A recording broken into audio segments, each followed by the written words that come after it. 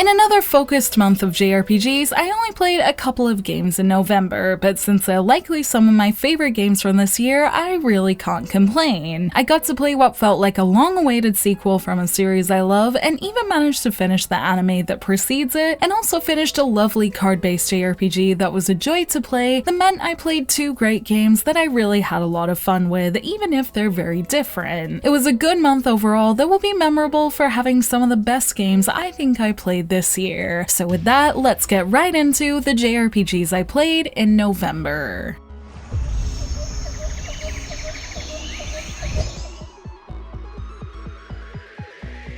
As a fan of Gus Games' Magical Girls and Mel Kishida's art, it's no surprise that Blue Reflection Second Light ended up being my JRPG of the month for November, but I'm really happy it's not just based on those reasons, it's actually just because it's a great game. I'm so happy that the series was finally able to reach its potential thanks to being much more polished in every way since the first one, with the story properly fleshed out, the lore fitting in perfectly, and battles feeling interesting thanks to a unique system. And with every girl being likable in their own way, it's really fun to be able to take them on dates to get to know their personalities, so much so that I've already started going back in New Game Plus to try and see more of these events. I'll probably be doing that quite slowly as its hardest difficulties do require more leveling, but they also make battles satisfying in its easiest chapters, so I don't mind, and also returning to the school often to heal keeps me doing side content, so I'm happy to see it's still a fun game to keep playing at a slower pace than I did the first time, and I think it's a beautiful game I'd recommend to anyone who likes the sound of it and likes getting to know good characters. For once, my review of Second Light is already up, so you can go check that out now if you want to hear more of my in-depth thoughts on it. But all in all, it's a game that I'm so glad lived up to Gus' current quality standards, and also managed to show how well they can handle incorporating a whole universe of characters into one game, which I was able to enjoy even more as I also finished the Blue Reflection Ray anime in November too, that I'd highly recommend to any fans of the series who haven't watched it yet. The mobile game Blue Reflection Sun is next in line for the series, so I hope we see it in the West to continue what has honestly been one of my favorite new series to experience. And no matter what, I look forward to exploring more of the great personalities in this world through Second Light and anything else we end up seeing from the series going forward, as its latest entries have really made me want to see this series continue.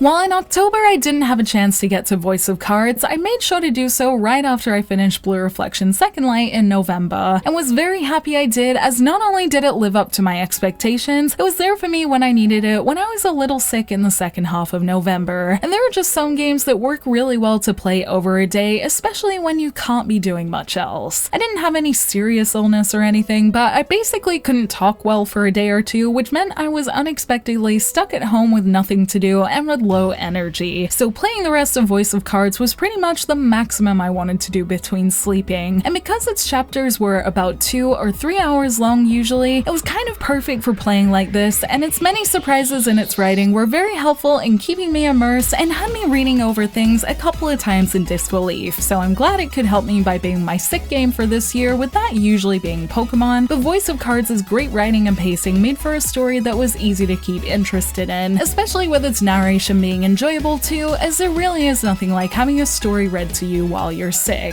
I'm all well and fighting fit again now, and since then have written a review of Voice of Cards that may or may not end up being my final game review for the year. So I definitely look forward to editing and hopefully getting that up soon, as it's an experience from this year that I'm very glad I played.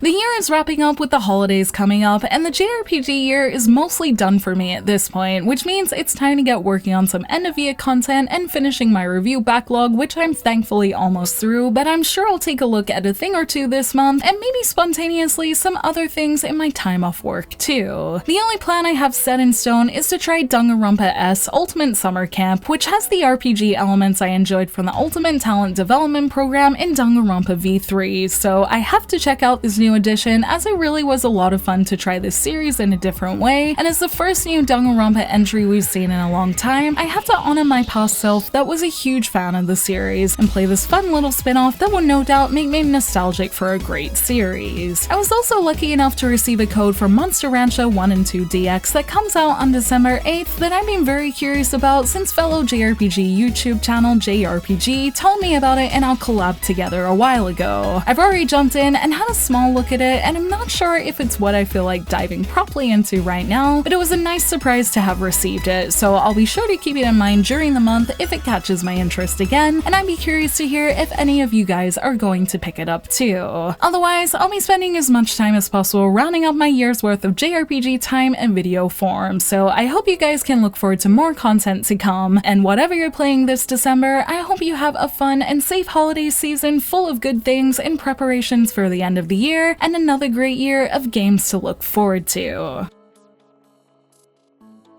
Thank you for watching this video. Let me know in the comments below what you played in November and what you plan to play this month. You can like and share this video if you enjoyed it, subscribe to my channel for more JRPG content like this, and ring that bell to get notifications on whenever I post so you don't miss a thing. You can check out more videos here, and you can find me on social media on Twitter, Facebook, and Instagram, all at JRPG Jungle. Links to those will be in the description below, and until next time, thank you, bye!